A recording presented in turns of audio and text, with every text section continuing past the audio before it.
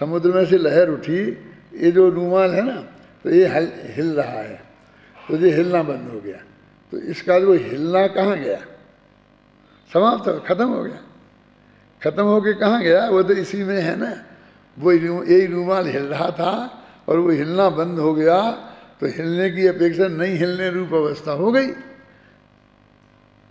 इसलिए वो समस्या नहीं आएगी कि जितना जितना समय निकलता जाएगा उतना उतना द्रव्य नष्ट होता जाएगा।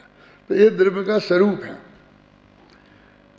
वस्तुतः हमारे चित्त में इस समझ में आना चाहिए।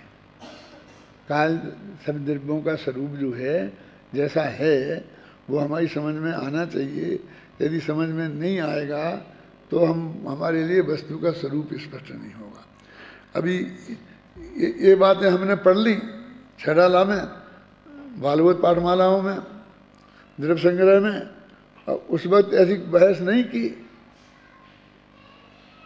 न हमने की न पढ़ाने वालों ने की। और अभी इस प्रवचन सार में तो उसे हम कहते हैं हम बहुत बारीकी से बात करते हैं, तो उन्होंने इस पर प्रश्न उठाया।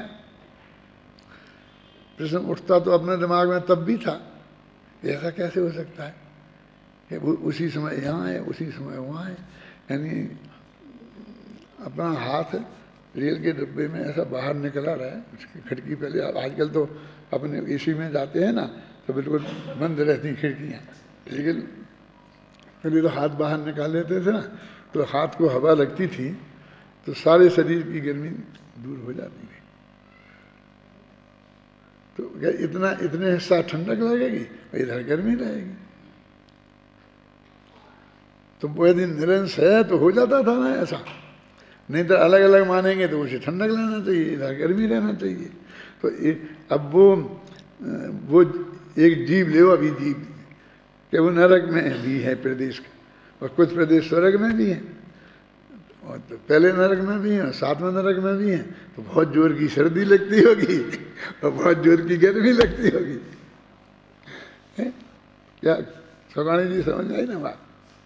जब वही आत्मा, वही आत्मा का प्रदेश यहाँ भी है वहाँ भी है, अखंड असंख्य प्रदेशी जो भगवान आत्मा है वो यहाँ भी है और वहाँ भी है। ऐसा नहीं है कि वो लोग केवल ही समुद्घात हो गया है और ऊपर नीचे है। अभी केवल ही समुद्घात नहीं है, वो अपने स्वदेह प्रमाण है। वो एक देह में से निकल के यदि दूसरी देह में गया हो तो भी वो उसी आकार में रहता है ना। तो सब जगह तो नहीं है और फिर भी दोनों जगह है। अब ये बात गले उतरती नहीं है।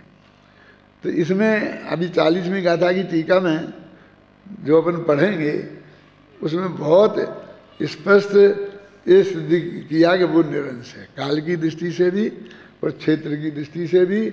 मतलब यदि ऐसा नहीं मानेंगे तो ऐसा हो जाएगा, एवं चेद एवं स्यात्, एवं चेद एवं स्यात् करके हमारे गले में फंसाया वो। ये तुम नहीं मानोगे तो आकाश को निरंश नहीं, अखंड नहीं मान सकोगे हैं। और फिर हम कहते हैं हमें नहीं मानने आकाश को अखंड। तो कहते नहीं वो तो ऐसा तो हो नहीं सकता है कि वो तो शास्त्र में लिखा है कि अखंड है। फिर वो हमारे गले में शास्त्र डाल दिया ना, क्योंकि हम शास्त्र को स्वीकार करते हैं। उनने जो एक कहा लिखा हमने इसे बहुत बारीकी से पढ़ा और शांति जी को बुलाकर उनके साथ बैठ के भी पढ़ा। क्या समझ में ना कि भाई ये इसमें स्थिति क्या है वास्तविक है। तो हमको अंत तो इसमें ही निष्कर्ष पर पहुंचना पड़ा कि भाई वस्तु का स्वरूप ही ऐसा है। तो हमारी समझ में क्यों नहीं आ रहा, क्यों नहीं बैठ रहा? तो जो केवल ज्ञान गम्य बातें हैं उसको तुम्हें क्षयोपम ज्ञान के माध्यम से ग्रहण करना चाहोगे तो नहीं कर सकते। क्षयोपम ज्ञान के माध्यम से आप आगम से ही ग्रहण कर सकते, और जिस तरह से युक्तियाँ आचार्य देव ने दी हैं उसी तरीके से हमको इनको ग्रहण करना पड़ेगा। अभी 140वीं गाथा पढ़ो। क्या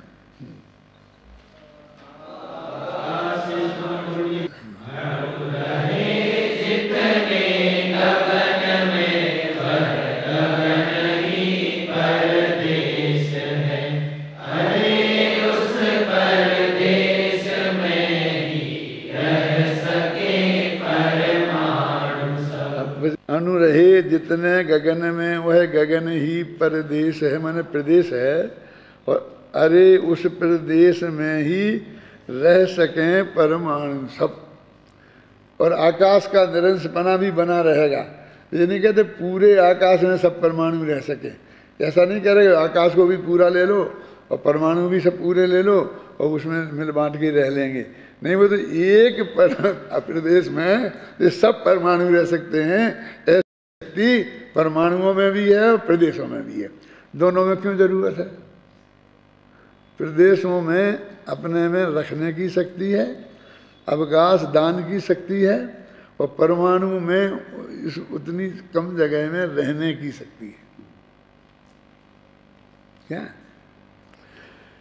एक परमाणु जितने आकाश में रहता है उतने आकाश को आकाश प्रदेश इस नाम से कहा गया है, और वह समस्त परमाणुओं को अवकाश देने में समर्थ है। अवकाश प्रदेश माने प्रदेश है ना। आचार्य अमृतचंद इस गाथा के भाव को इस प्रकार स्पष्ट करते हैं। ये पूरा एक पेज है, इसमें आचार्य ने बहुत तर्क व युक्तियाँ दे दे करके हमारे गले वो बात उतारने की कोशिश की। एक परमाणु से व्याप्य आकाश का अंश एक आकाश प्रदेश है। एक परमाणु से व्याप्य माने एक परमाणु जिसमें फैल जाए, बन जाए, व्याप्त हो जाए। व्याप्य माने व्याप्त होने योग्य। एक परमाणु से व्याप्य आकाश माने वो आकाश का ये हिस्सा जो एक परमाणु ने जितना घेरा है का अंश एक आकाश प्रदेश है, उसे आकाश का प्रदेश कहते हैं, प्रदेश कहते हैं मतलब। और वह एक आकाश प्रदेश शेष 5 द्रव्यों के प्रदेशों को परम सूक्ष्मता रूप से परिणमित अनंत परमाणुओं के स्कंदों को अवकाश देने में समर्थ है। अकेले परमाणुओं को ही नहीं, बाकी के सब द्रव्यों को भी, बाकी के जीव सब द्रव्य उसी में। हर आकाश के प्रदेश में 6 ही द्रव्य हैं। धर्म द्रव्य भी है, वहाँ धर्म द्रव्य भी है, एक कालाणु भी है, और जीव भी है, और पुद्गल भी है, और वो आकाश स्वयं तो है ही। 6 ही द्रव्य हैं। प्रत्येक एक भी जगह ऐसी नहीं है कि जहाँ पर 6 ही द्रव्य नहीं हो लोकाकाश में। लोकाकाश छोड़ देना, आकाश एक अखंड द्रव्य है, फिर भी उसमें अंश कल्पना होती है। क्योंकि यदि ऐसा ना हो तो सर्व परमाणुओं को अवकाश देना नहीं बन सकेगा। अब ये हमारे गले में डाल रहे, हमको कहते हैं कि तुम ऐसा नहीं मानोगे तो आकाश सब परमाणुओं को जगह नहीं दे पाएगा, जैसे वो जगह देने का जिम्मेवारी हमारी हो। तो नहीं दे पाएगा तो समस्या है ना। यानी कहने का मतलब ये तो हमारा सर्वमान्य सत्य है कि उस आकाश के प्रदेश में सारे परमाणु रहते हैं। इस आगमाश्रित हेतु है जी, जानते आप। ये अजय नहीं क्यों मानेगा? ये तो अपन आचार्य द्रव्य में अनंत श्रद्धा रखते हैं, इसलिए वो हमको ये बात कह करके ये बात कह रहे हैं। जैसे हम कहें कि साहब वो यदि ऐसा मानेंगे कि 5 इंद्रियों के विषय भोग सामग्री है, इसके बिना सुख नहीं होता है, तो फिर सिद्ध भगवान सुखी नहीं रहेंगे। अपन कहे ना, तो फिर वो कहे कि नहीं रहे, हमें क्या कहते सिद्ध भगवान सुखी हो, हमें क्या जरूरत है, हो चाहे नहीं हो। तो कहते कैसी बात करते हुए, तो है ही। अब हमको फिर है ही सिद्ध भगवान सुखी हैं, ये हमको स्वीकार कराते हैं ना वे, क्योंकि हमने स्वीकार किया हुआ है कि सिद्ध भगवान पूर्ण सुखी है। वे कहते भोग सामग्री के बिना यदि सुख नहीं होता है तो अनंत भगवान, सिद्ध भगवान सुखी नहीं होना चाहिए, लेकिन सिद्ध भगवान तो अनंत सुखी है, इससे सिद्ध होता है, इनसे नहीं होता। तो हमने जो ये बात सिद्ध की, एक जैनी को ही हम ये बात सिद्ध कर सकते हैं। जैसे हम आपसे कहें हम नहीं मानेंगे ऐसा आगम, अरे कैसी बात करते हो कि हम आगम नहीं मानेंगे? तुम्हें मालूम है कि तुमने आगम से क्या क्या मान रखा है? तीर्थंकर 24 होते हैं, ये भी तुमने आगम पढ़ के ही माना है, फिर तुम ये भी नहीं मान सकोगे। तो नहीं मानेंगे तो फिर ये मंदिर तुमने बनाए हैं ना 24 तीर्थंकरों की, फिर ये मंदिर नहीं मान सकोगे, फिर पूजा नहीं कर सकोगे, दर्शन नहीं कर सकोगे, स्तुति नहीं कर सकोगे। क्यों? हम नहीं मानेंगे। फिर अकीदम चैत्यालय नहीं मान सकोगे, फिर उसका विधान नहीं कर सकते। तुम रोजीना पूजन करते हो, कृत्याकृतम चैत्यालयों की वंदना बोलते हो ना, और फिर एक एक जगह गिनाते हो, फलानी जगह है, फलानी जगह है, हमें तो वो जगह दिखती नहीं। तो तुम ये चलता नहीं ना, हम चुपचाप मानते जाते हैं कि नहीं मानते जाते हैं। तो आगम के आधार पर हमने क्या क्या मान रखा है, और नहीं तरफ यदि हम नहीं माने, ये कह दो कि अभी हमारे पास जबरदस्ती नहीं है, तो हम फिर जीरो पे जाके खड़े हो जाते हैं। जितना ज्ञान का क्षेत्र अभी दुनिया में पढ़ाई हो रही है ना, विज्ञान की, सब सब्जेक्ट की, 1 किलोमीटर इतना लंबा चौड़ा होता है, 1 मीटर इतना होता है, 1 किलो इतना होता है, इतना तो नाप सब चल रहा है ना सारी दुनिया में। तो उससे सारे अपना व्यवहार चल रहा है कि हम नहीं मानेंगे 1 मीटर इतना क्या होता है, हम तो इसका डबल मानेंगे। तो चलेगा तुम्हारा? कभी तुम यहाँ से 1 कदम नहीं चल सकते हो, फिर बाजार से तुम 1 गज कपड़ा नहीं खरीद सकोगे। क्यों? यानी ये लोक में जितना ज्ञान सुनिश्चित है और लोक ने मान्य कर लिया है, उसके आधार पर हम कितना अधिक व्यवहार चलाते हैं। हमसे दर्जी कहता है इतना कपड़ा लाओ, हम उस नाप को नहीं माने और उसे अलग माने तो ज़्यादा कम ले जाएंगे, तो वो चीज़ नहीं बनेगी ना। मेरे कहने का मतलब ऐसा कहते हैं कि हमको अपने को पशु की पर्याय में ले जाना हो तो तुम इस ज्ञान से इनकार करो। तरत नहीं समझ में आई ना? फिर पशु को नहीं है कुछ भी, अब उसका कोई ऐसा व्यवहार भी नहीं है, है? और हमने तो इतना ज्ञान जो हमारे पूर्वजों ने नक्की कर लिया है, वो हमें झक मार के सच्चा मानकर और उस मास्टर से पढ़ना पड़ेगा जो दिन में 10 दफे झूठ बोलता है, लेकिन वो पढ़ाएगा तो उसे हमें सच मानना पड़ेगा, हैं? कि इतने का मीटर, इतने इंच का होता है, फलाना होता है, जो भी है ना। वो कहेंगे साहब मास्टर जी बहुत झूठ बोलते हैं, कि ठीक बोलते होंगे, लेकिन तुम जाओ बेटा उन्हीं के पास पढ़ो, यही लिया।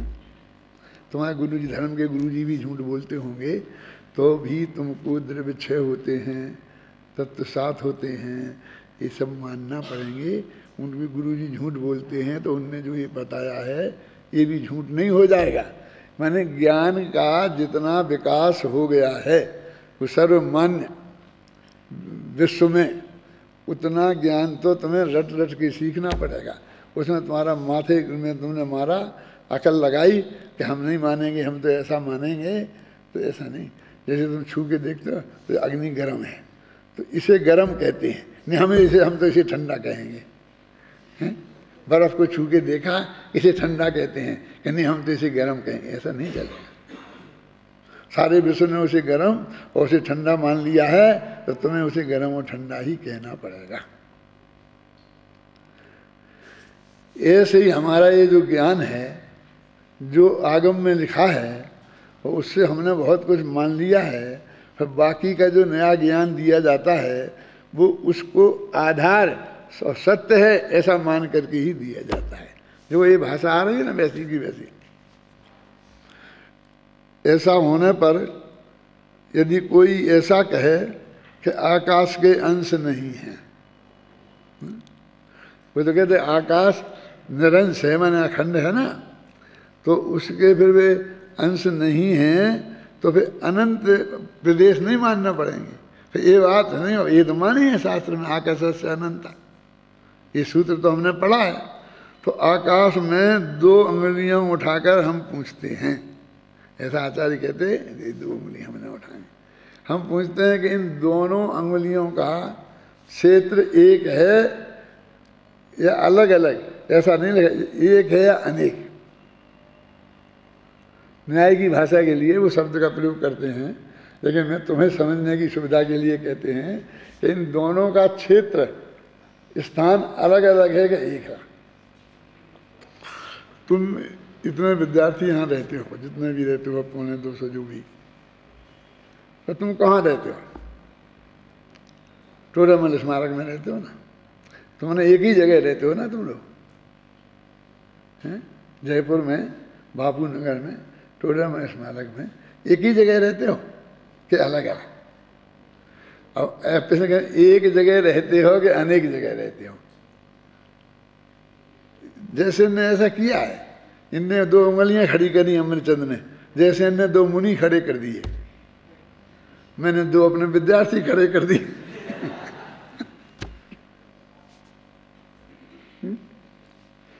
तो इसका एकदम 2 उत्तर होते हैं ना, कि हाँ एक ही जगह रहते हैं, एक ही स्मारक में हम सब विद्यार्थी एक साथ रहते हैं, तो एक जगह एक ही क्षेत्र में हो गया ना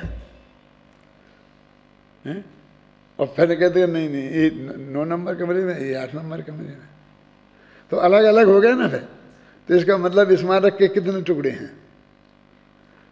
जितने जितने जो एक रहते हैं वे सब उसके अंश हो गए ना। तो ऐसे ही आकाश द्रव्य के अनंत अंश भी हैं, और वो अनंत अंश होने पर भी अखंड भी है। माने वे अंश अलग अलग किए नहीं जा सकते। ऐसा नहीं हो सकता वे 2 कमरे हैं ना, 8 नंबर और 9 नंबर, तो 9 नंबर को इस विंग में ले जाएं और 8 को इधर ले जाएं। वो तो अगल बगल में हैं, तो उनका क्षेत्र अगल बगल में ही रहेगा, अब वो उन अखंड रहेगा, बीच में वो जुड़ा हुआ है, वो टूट नहीं सकता। तो वो निरंश भी है और अंश भी है। यदि अंश नहीं मानेंगे तो अनंत प्रदेश हैं आकाश के, ये नहीं कह सकेंगे, और अखंड नहीं मानेंगे तो आकाश द्रव्य एक है, ये नहीं कह सकेंगे। तो वो सामने जो है नास्तिक आदमी, वो कहता हम नहीं कहेंगे, हमें कौन सा शौक है कि हम आकाश को एक कहें कि अनेक कहें। वो कहते भैया तुमने शास्त्रों में पढ़ा है ना, और उसे माना है, फिर वो गलत हो जाएगा, तो तुम्हारे पर वज्र पड़ना चाहिए कि कैसे हो सकता है। मैंने आकाश आगम के प्रति इतनी अटूट श्रद्धा होनी चाहिए, समझ गए ना, कि भाई ऐसा नहीं माना जा सकता। वो तो है ही, आकाश एक है और उसके अनंत है ना प्रदेश हैं। तो ऐसा ही देखो, उंगलियां कहाँ गई? हम पूछते हैं कि इन 2 उंगलियों का क्षेत्र एक है कि अनेक। देखो इसे बोलते जिंदा भाषा। अब वे तो लिख रहे हैं, कोई है नहीं सामने, अब और हम पूछते हैं कि ये 2 उंगलियों में, तो ये हम तो बता रहे हैं, यहाँ वे कहाँ बता रहे हैं, किसको बता रहे हैं? वे उंगलियां ही नहीं उठा रहे। मैंने भाषा में भी इन 2 उंगलियों को कह देते हैं, बोलने में भी और लिखने में भी, और ये उंगलियां नहीं बताएं तो भी। एक है कि अनेक? अनेक माने अलग अलग। यदि एक है ऐसा कहो तो फिर प्रश्न होता है कि आकाश अभिन्न अंशों वाला अविभाग एक द्रव्य है, इसलिए 2 उंगलियों का क्षेत्र एक है, या भिन्न अंशों वाला अविभाग एक द्रव्य है, इसलिए 2 उंगलियों का क्षेत्र एक है। समझ में आया ना? तो फिर उसमें से उन्होंने 2 प्रश्न खड़े कर दिए कि वो कहते हैं अभिन्न अंशों वाला है इसलिए एक है, कि भिन्न अंशों वाला होकर के भी एक है। ये प्रश्न खड़ा किया। इसको तुम शांति से घर पर, जैसे हमने पढ़ा ना बैठ के शांति जी के साथ, ऐसा तुम भी पढ़ना कई दफे हैं, और फिर उसका भाव आपके ख्याल में आता कि नहीं आता। अभी समस्या ये नहीं है कि तुम्हारे उसको अलग रखना कि हमारे चित्त को स्वीकृत होता कि नहीं होता। पहले तो आचार्य क्या कह रहे हैं हमें वो समझने की कोशिश करना है, फिर रट के नहीं समझ लेना, फिर इसे रख देना, फिर इसी को यहाँ भाषा दे के लिखना। क्या कहना चाहते हैं? वो कहते हैं कि तुम 2 उंगलियों का क्षेत्र बोलते हो कि एक है कि अनेक है। अनेक माने भिन्न भिन्न, अलग अलग है। तो तुमने क्या माना है? वो अंश जो हैं आकाश के, उनको आकाश से अभिन्न मानकर बात कर रहे हो कि उनको भिन्न मानकर बात कर रहे हो? भाई ऐसा प्रश्न उठाते हैं। फिर उन दोनों का जवाब देंगे। कहाँ पढ़ रहे हैं? यदि आकाश अभिन्न अंश वाला विभाग एक द्रव्य है, यहीं यहीं पढ़ना है ना, कि ऊपर और ऊपर चलना है? तो इसलिए तो 2 अंगुलियों का एक क्षेत्र है ऐसा कहा जाए, क्योंकि आकाश अभिन्न है, अखंड है, इसलिए दोनों एक ही है। यही तो कहते हैं टोडरमल स्मारक अभिन्न है, इसलिए हम दोनों एक साथ ही रहते हैं। ये जो हम बोल रहे हैं, जबकि आप इधर रहते हो, ये इधर रहते हो, दोनों के बीच में 25 मीटर का अंतर है, फिर भी हम एक ही जगह रहते हैं। तो आकाश के एक इस प्रदेश में रहे, नरक में, नीचे अधोलोक में, एक ऊपर लोक में, लेकिन दोनों आकाश में रहते हैं, ये तो हम कहते ही हैं ना।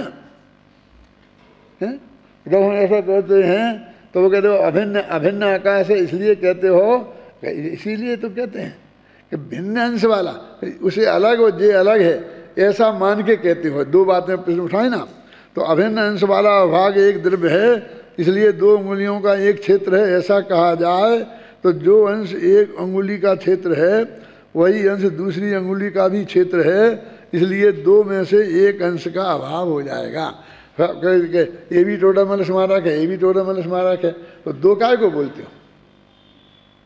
एक ही स्मारक है, एक ही रह जाएगा, ये कहते हैं। वही अंश दूसरी अंगुली का भी क्षेत्र है, इसलिए 2 में से एक अंश का अभाव हो जाएगा। इस प्रकार 1 से अधिक 2 आदि अंशों का अभाव होने से आकाश भी परमाणु के समान प्रदेश मात्र सिद्ध होगा। फिर आकाश भी एक ही प्रदेशी हो जाएगा, अनंत प्रदेशी आकाश नहीं रह सकता। अब इसमें सब में वही उत्तर है कि हम कहते हो जाए, लेकिन वो कहते भाई साहब हमने जो शास्त्र में पढ़ा है कि आकाश के अनंत प्रदेश होते हैं, वो हमारा पक्का वादा है, तो वो टूट जाएगा। पॉइंट समझ में आए ना? आजकल सबसे बड़ा संकट है ये।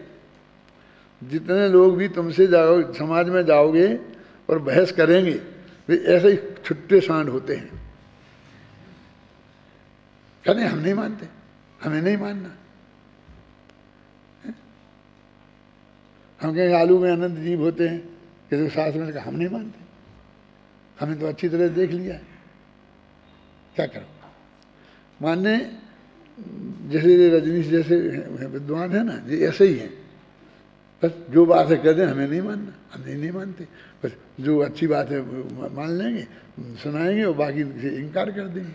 कभी किसी से बनते ही नहीं हैं तो फिर बहस हो नहीं सकती है। तुम पहले अपना सिद्धांत बताओ। जैसे हम कह रहे हैं कि आकाश एक द्रव्य है, उसके अनंत प्रदेश हैं, तो तुम बताओ कि जो अवकाश दान की जो चीज़ है वो क्या है, उसका स्वरूप कैसा है, फिर उस पर बहस करेंगे। तो वो कहते हमें वो भी बताता नहीं, क्योंकि वो बता जाएगा तो उससे तो बंधना पड़ेगा ना उसे। तो जो कोई आदमी बंध नहीं सकता, पहले जितनी भी बहस होती थी ना, वो कैसी होती थी कि हम कहें बौद्ध ऐसा कहते हैं तो हमारा उनसे ऐसा कहना है। तो जो फिर बौद्ध शास्त्रों में लिखा है वो उससे इनकार नहीं कर सकता था। हम कहें तुम्हारे यहाँ ऐसा लिखा है, वे हम तो नहीं कहते, ऐसा नहीं कह सकता है वो, हम तो नहीं कहते। क्यों? कि भगवान महावीर की दिव्य धुनी में ये आया था, तो हम तो नहीं मानते, हम नहीं कहते कि हम आया था, ऐसा नहीं कहते। यदि अपन लिखा तो अपन को मानना पड़ेगा, ख्याल में आए ना, तो उसे बंधना पड़ेगा। तो इसी तरीके से इस तर्क से उनने अपन को ये बात गले उतारने की कोशिश की। बात तो बहुत छोटी सी है, बस इतनी सी है कि एक आकाश के प्रदेश में असंख्य परमाणु एक साथ रह सकते हैं, और एक रहे तो एक ही रह सकता है, और उससे कम जगह में एक परमाणु नहीं रह सकता। समझ में आई ना? ये अंतिम वाक्य मैंने क्या बोला, समझ हो गया? मुझे मालूम है।